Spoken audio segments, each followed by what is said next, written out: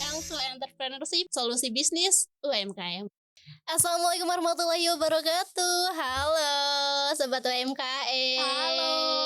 Kembali lagi di podcast Elko Entrepreneurship, solusi bisnis UMKM. Oke, hari ini kita bakal melanjutkan episode sebelumnya nih. Dan sesuai janji aku kembali ditemenin sama Micil.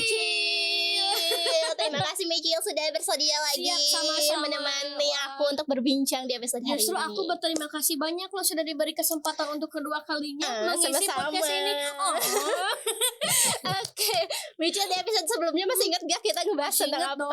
Apa coba? Tentang barusan dari Konsep inti ya. konsep inti Yang kreatif. pertama kreativitas, yang kedua inovasi. betul. Dan Gitu. kata Bapak teh kan waktu itu nah ada dua lagi. Dua lagi. Dimana kan dibahas di episode selanjutnya. Ya betul, yaitu Jadi- hari ini. Betul. Kayaknya nih Sobat UMKM sudah enggak sabar gitu ya Betul. mau tahu sebetulnya konsep inti kewirausahaan yang selanjutnya itu apa sih gitu. Betul. Langsung aja mungkinnya kita akan pertanyakan, tapi kita juga harus menyambut dulu narasumber Betul. kita hari ini. Siapa lagi jika bukan Bapak Dr. Haji Yusuf Tajiri. Bapak, Assalamualaikum. Waalaikumsalam warahmatullahi wabarakatuh. Bapak Lisa kembali bersemangat karena kembali ditemenin sama Mici. Iya. Terima kasih banyak, wah aku tersanjung banget. Iya, gak apa-apa ya Pak ya. Gak apa-apa. Berarti biar pertanyaannya- ceria, Iya, biar betul. rame. Biar cheerful gitu. Iya, pertanyaannya tapi bakal lebih banyak nih Pak. Tidak apa-apa. Tidak apa-apa. Oke, Yes. aduh senang sekali Lisa tuh. Sebetulnya Lisa tuh dalam hati tuh agak perlu izin, gak apa-apa mah, gak apa-apa, bakal gak apa-apa. Tapi untuk apa ya istilahnya tuh izin dulu gitu. Izin. Oke, izin. Izin. Oke, Bapak di episode sebelumnya kan Lisa sama Michel tuh udah mempertanyakan, ya udah belajar gitu tentang konsep inti kewirausahaan. Yang mana ada kreativitas yang pertama. Iya. Kata Bapak teh yang kedua seni inovasi. Terus Iya. kata Bapak teh ada dua lagi. Yang dua lagi itu teh apa gitu Pak? Dari saya teh kan belum tahu, mau tahu, Iya, lebih iya. tahu gitu. Apa tuh Pak? Jadi yang kedua itu yaitu pertama harus ada peluang usaha, Peluang Oke. usaha. Peluang. berpikir Oke. kreatif, bertindak inovatif. Mm-mm. Tetapi semua ide yang ada dalam pikiran itu, kemudian tindakan untuk mewujudkan ide itu harus betul-betul punya peluang. Mm. Kalau ada peluang tentu bisa kita eksekusi. Jadi setiap ide tentu harus kita evaluasi. Apakah ide itu memang realistis atau tidak? Oke. Sehingga kalau misalnya sudah realistis, tentu inovasi yang akan kita lakukan tidak mungkin akan gagal. Kenapa banyak inovasi-inovasi yang menjadikan usaha itu kok jadi mati? Mungkin karena inovasi-inovasi itu tidak berdasarkan kepada hasil evaluasi terhadap ide-ide bisnis itu. Oke. Ide bisnis kita evaluasi. Kalau sudah misalnya kita evaluasi, baru kita susun tindakan bagaimana ide itu menjadi sebuah produk atau jasa. Oke. Produk atau jasa itu tentu semuanya harus bermuara kepada lingkungan eksternal, yaitu pasar Mm. dan pesaing. Oke. Apakah pasarnya ada atau pasarnya belum ada atau pasarnya baru tumbuh? Mm. Nah, itu kita harus bisa melakukan riset. Jadi ide dan juga inovasi itu sekali lagi harus punya peluang untuk bisa kita eksekusi. Oke. Sehingga ide itu bisa menjadi sebuah kegiatan usaha dan ide itu dapat memberikan potensi untuk memberikan keuntungan yang sebanyak mungkin kepada perusahaan. Oke. Peluang usaha. Oke. Bicara tentang peluang usaha nih Michel, karena Michel kan udah maksudnya tuh udah pastinya tuh bertemu banyak pelaku usaha gitu Bertemu ya. dengan banyak pelaku usaha UMKM Iya, terutamanya. Oke. gitu bertemu dengan banyak pengusaha lah pelaku usaha gitu. Ada gak sih yang mau Michelle mungkin juga pertanyakan ke Bapak gitu tentang si peluang usaha ini? Sebetulnya mah gini, lebih ke cerita ke kehidupan sehari-hari yang simpel-simpel aja, mungkin ke pelaku atau sobat UMKM di sini. Jadi sebetulnya saya mau memberikan statement bahwasanya peluang itu ada di mana aja.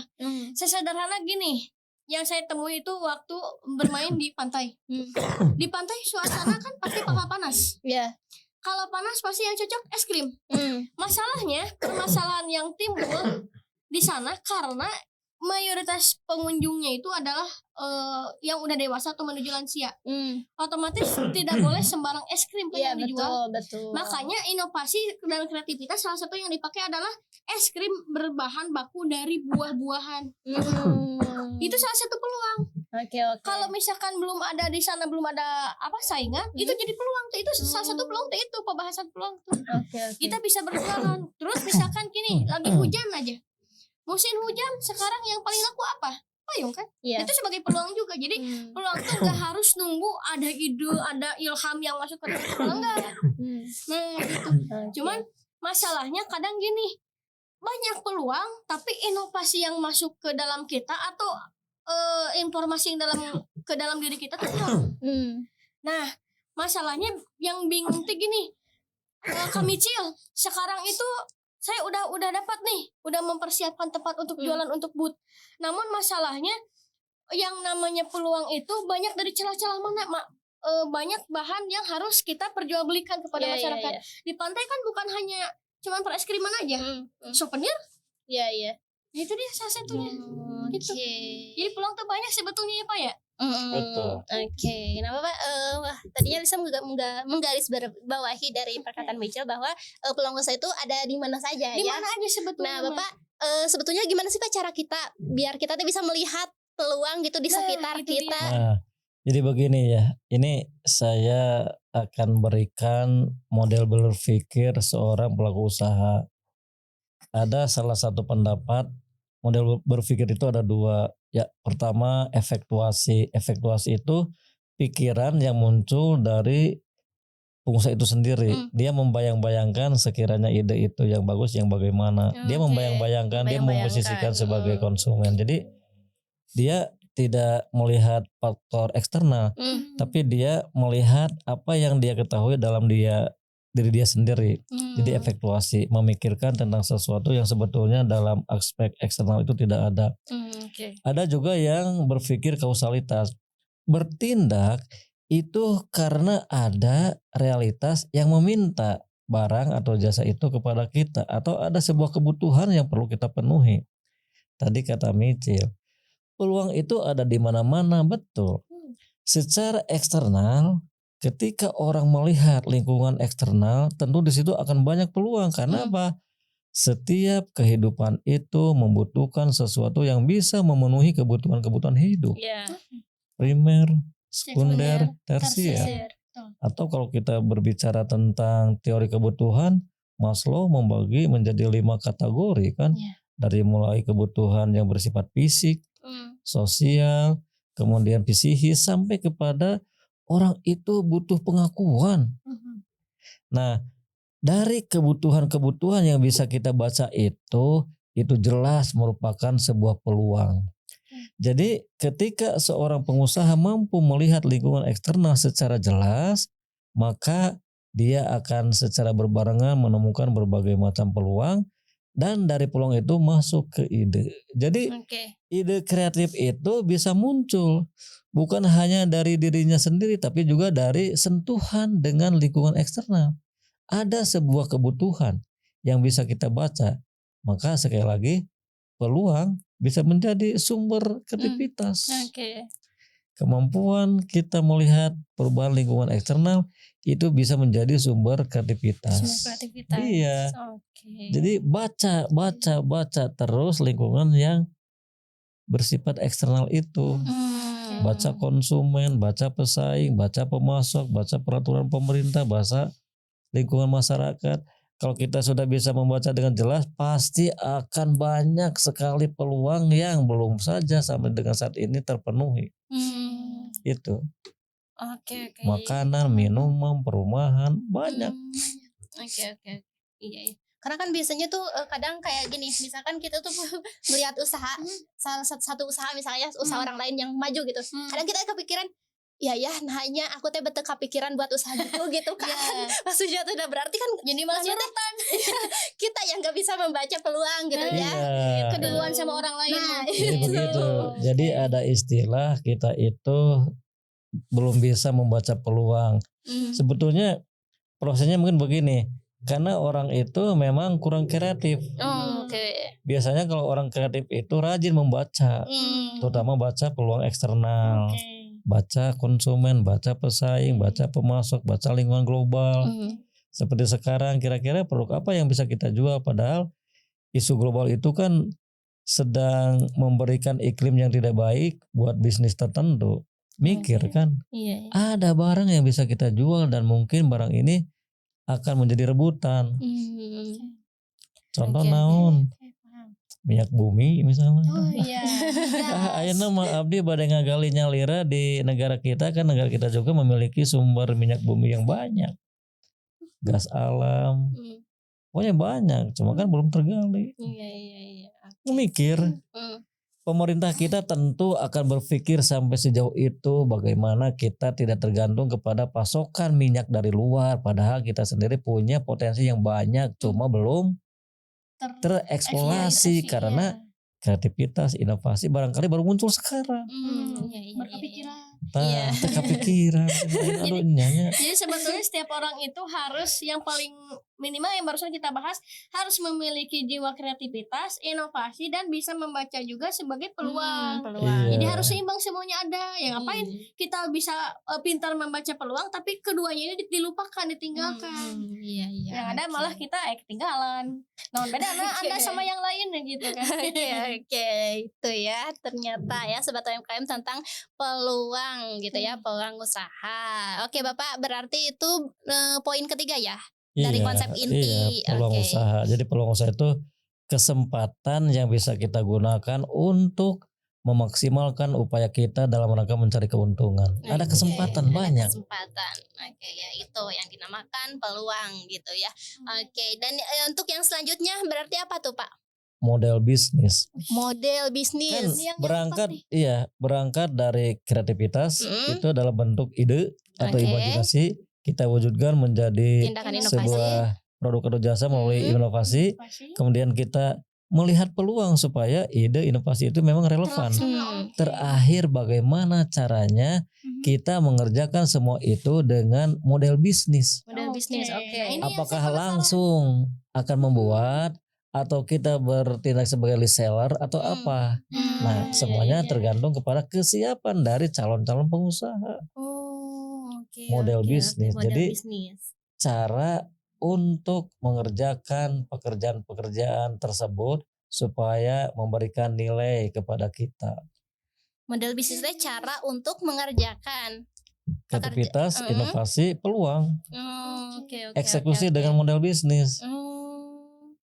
Berarti semua instrumen mungkin harus ada ya terutama di model bisnis ini. Instrumen. Jadi model bisnis itu instrumen, apakah misalnya perusahaan pabrikan atau jasa, atau kita mau trading aja dulu karena saya belum punya pabrik, apa-apa. Yang penting ide itu bisa kita jalankan melalui model bisnis sehingga kita dapat uang. Begitu. Oke, berarti untuk model bisnis sendiri nih Pak itu berarti kan beda-beda gitu ya Pak ya? Beda-beda. Nah itu teh bukan indikator, mungkin pembedanya tuh gimana sih? Jadi semuanya tergantung dari kesiapan kita. Saya punya ide bagaimana membuat jaket itu membuat perempuan itu merasa hangat. Eksekusi jaket yang memberikan kehangatan kepada setiap perempuan. Kenapa? Karena ternyata banyak peluang yang menginginkan perempuan itu menggunakan jaket yang penuh dengan kehangatan. Bikin, apakah saya beli, kemudian saya jual, apakah saya memproduksi sendiri, atau kita subkan. Nah itu model bisnis. Model bisnis yang kita rancang untuk mendapatkan keuntungan karena barang itu bisa kita sampaikan kepada konsumen. Maklon juga mungkin yang saya sering dengar istilah maklon itu sebetulnya model bisnis juga ya Pak. Model bisnis. Seperti kita pengen misal gini, Michil sebagai konten kreator pengen membuka usaha perjaketan. Bisa karena mungkin Michil belum punya pabriknya supaya bisa merelasikan brand Michil, brand baju jaket kulit Michil, maklon lah ke PT Elko ini. Nah itu namanya model bisnis. Gitu, Sobat UMKM tuh. Jadi ilmu nih. Iya. Oke. Daging ini podcast. Betul. Kalau nggak Daging nonton, banget. rugi nih, rugi. Iya. Gak bakal tahu ya gitu Betul. ilmu-ilmu yang hari ini didapatkan gitu. Iya. Betul. Oke, tapi Bapak ngobrolin modal bisnis nih, apalagi yang barusan kayak kata yang Micil bilang. Tapi biasanya nih Pak, apalagi untuk pemula nih, untuk modal bisnis sendiri itu ada gak sih Pak kayak biasanya tuh kesalahan-kesalahan yang dilakukan pas kita teh ngarancang modal bisnis gitu Pak? Tentu ada, yang namanya juga kan proses belajar. Belajar itu tidak selalu harus sukses. Dalam belajar itu ya kadang-kala kita sukses, kadang-kala kita gagal. Tetapi ketika kita gagal, terjemahkan kegagalan itu merupakan sukses yang belum kita raih. Oke. Jadi harus kita lalui juga. Nah, seperti dalam mencari model bisnis, seseorang calon pengusaha dari sisi uang dia sudah memiliki kemampuan, tapi pengalaman kurang dalam membuat barang, bisa maklum. Atau bisa trading, membeli barang dari pabrik itu jual lagi. Oke. Kan itu namanya reseller, Iya. retailer. Gitu. Oke, paham. Nah itu modal bisnis. Jadi Oke. kumaha carana ide bisnis yang bersumber dari tindakan kreativitas itu bisa kita kelola menjadi kegiatan yang bisa menghasilkan uang. Nah, gitu. Percuanan lah intinya mah. Nah, gitu. Betul. Ya. Instrumennya naon? Nggak ada pabrik, gaduh. Iya. Abdi mah moal bade trading jadi masar heula ka pabrik terus dijual ku urang. Sama model bisnis. Oke. Reseller, dropshipper ya istilahnya.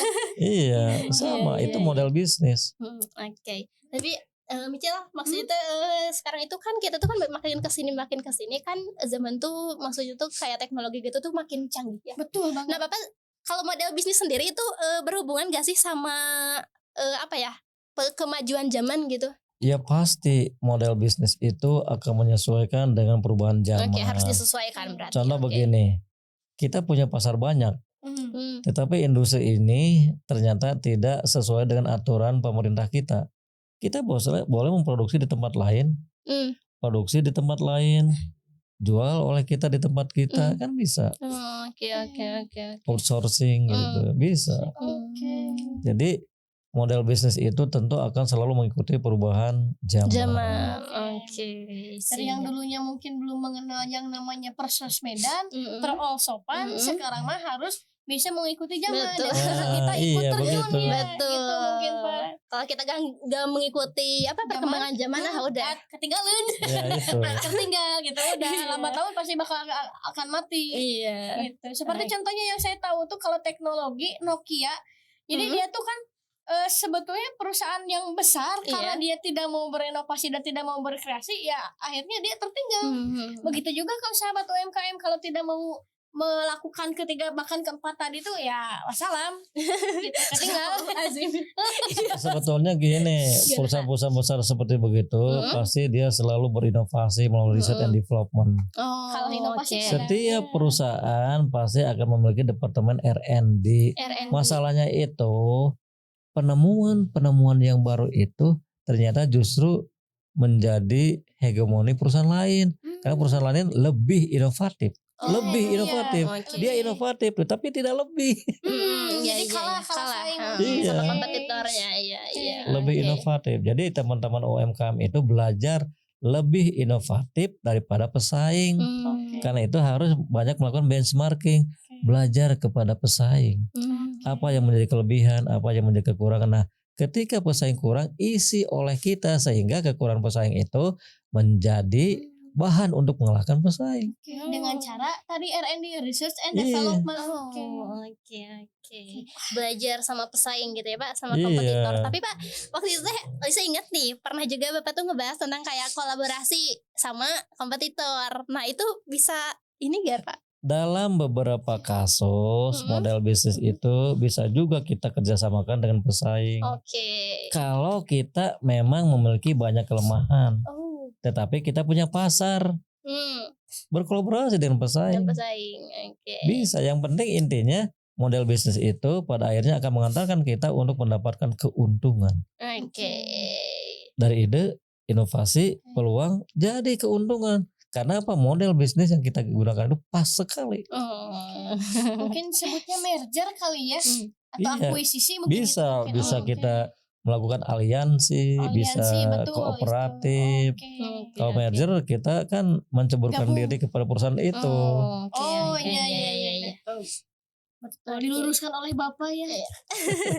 Iya, karena oke, Michil ngobrolin tentang barusan kan tadi tuh peluang, terus barusan model bisnis. Oke. Nah, Michil mungkin barangkali ada yang mau ditanyakan ke Bapak gitu terkait dengan pengalaman Michil gitu. Boleh? Kalau sebetulnya untuk yang dipertanyakan ada beberapa sih, cuman tidak banyak. Yang masalahnya gini, kadang UMKM itu keterbatasan untuk melakukan R&D. Seperti misalkan kue aja, dia kan untuk bikin sebuah kue yang sempurna itu dia menghabiskan puluhan kilo tepung, puluhan kilo telur.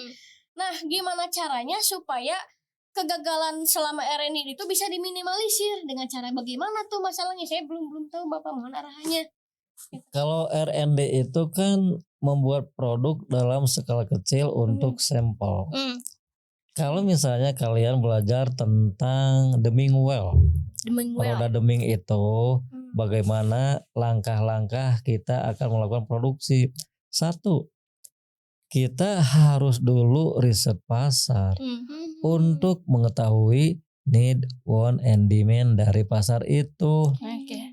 Dari hasil riset bawa ke pabrik, ke bagian R&D, tolong bikinkan produk dalam jumlah kecil sesuai dengan permintaan pasar. Dia bikin sesuai dengan permintaan pasar. Ketika sudah selesai, dia sampaikan kepada pasar, evaluasi pasar. Kata pasar, semua produk yang kalian sampaikan kepada kami sama seperti pada awal kami sampaikan harapan-harapan konsumen kami. Kalau begitu, baru pabrik tersebut melakukan proses produksi dalam jumlah yang banyak sesuai dengan kebutuhan. Sesudah produksi dalam jumlah yang banyak sesuai kebutuhan, baru perusahaan itu memberikan servis purna jual. Apabila barang-barang yang dia kirim ternyata mengalami kegagalan atau cacat, kembalikan dan kita ganti 100%. Begitu kalau cara menangani untuk kegagalan sebuah R&D itu ternyata.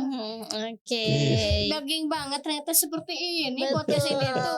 Ya sebelumnya kan kita kan dia tahu ya, sekarang karena Bapak udah ngasih nih gini. Oh, itulah gunanya kita bertanya sama yang orang yang lebih ahli sobat UMKM. Jadi kita jadi tahu gitu ya. Sebelumnya kita kan apa sih, gimana sih? Nah sekarang udah dikasih tahu, oh gini ternyata gitu. Iya, ilmu kita yang ada di otak, ilmu kokobean bisa diluruskan oleh orang yang lebih ahli. Betul, kadang kan kita kayaknya kalau gini pas udah denger di Bapak, oh ternyata gini, tadi teh salah. Karena kita kan selaku orang awam, kita perlu orang yang lebih ahli untuk bisa meluruskan sebuah statement itu. Berarti kalau sebelumnya kita kokobean itu gak apa-apa ya. Kokobean selama itu ada ahli yang bisa meluruskan. Iya, kalau gak diluruskan bahaya. Oke, Kak Michil, akhirnya nih Bapak alhamdulillah terima kasih atas pembahasan hari ini ya. Hari ini kita udah melanjutkan episode yang sebelumnya, yaitu tentang konsep kewirausahaan, di mana sebelumnya itu kita kan udah ngebahas tentang kreativitas sama inovasi. Hari ini kita ngebahas tentang peluang sama konsep model bisnis. Ya, model bisnis. Oke, alhamdulillah kita udah banyak ilmu sekali ya dari Bapak. Yang banyak sekali Michil, dan karena kita terbatas ruang dan waktu nih Michil ya, bukannya kita enggak sono ke sobat UMKM ya, tapi ya sekali lagi terbatas ruang dan waktu, jadi mungkin untuk episode hari ini harus sekian dulu ya. Bapak terima kasih sudah sharing ilmu hari ini. Bapak sehat-sehat, kita ketemu lagi di episode selanjutnya ya Bapak ya. Mungkin ingin saya sampaikan ya, insya Allah pada episode yang akan datang kita akan khusus membahas tentang model bisnis kanvas. Iya, jadi dengan cara begitu bisnis akan selalu sukses, tidak akan pernah mengalami kegagalan. Yang penting kita komitmen dengan model bisnis kanvas.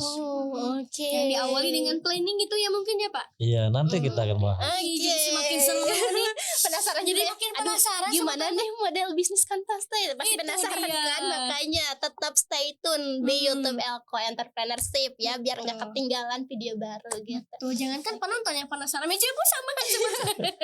Oke, Mikil, terima kasih ya hari ini Siap, udah sama-sama, nemenin terima kasih banyak. aku berbincang sama Bapak gitu. Iya, Aku siap, juga sama-sama. alhamdulillah dari pengalaman ke pengalaman Mikil tadi udah sharing sama aku. Ternyata Iya. gini. Terima kasih Mikil, Siap, sehat-sehat ya. sama-sama. Iya, Nanti main-main amin, lagi ya ke Rabbal sini, alamin. sharing Siap, lagi. insyaallah. Oke. Amin, ya, Oke. siap. Mungkin buat sobat UMKM yang mau lebih tahu nih, yang mau berteman sama Mikil, boleh hubungi Mikil di mana? Silahkan hubungi Micil di Instagram @mimin Micil Micil.mimin_kecil atau enggak di Oke. TikTok Mimin Kecil aja. Oh, oke, Mimin Gitu. kecil aja, ada ajahnya. Ada aja enggak? Oh, enggak. Mimin Kecil doang gitu. Oh, mimin Gitu. kecil gitu. Iya. Oke, gitu ya sobat UMKM. Terima kasih untuk yang sudah menonton episode hari ini. Semoga ilmu-ilmu yang Bapak sampaikan dapat bermanfaat untuk Amin, sobat ya Rabbal UMKM. alamin. Yang punya pertanyaan terkait bisnisnya boleh saya sampaikan lagi untuk komen di bawah. Nanti bakal saya bantu sampaikan ke Bapak untuk dipertanyakan ya. Juga jangan lupa like video ini. Terus juga share ke semua sosial media kalian. Mungkin sekian untuk episode hari ini. Saya Lisna Gustiani pamit undur diri. Micil Mimin Kecil pamit undur diri. Elko Entrepreneurship, solusi bisnis UMKM. Assalamualaikum warahmatullahi wabarakatuh.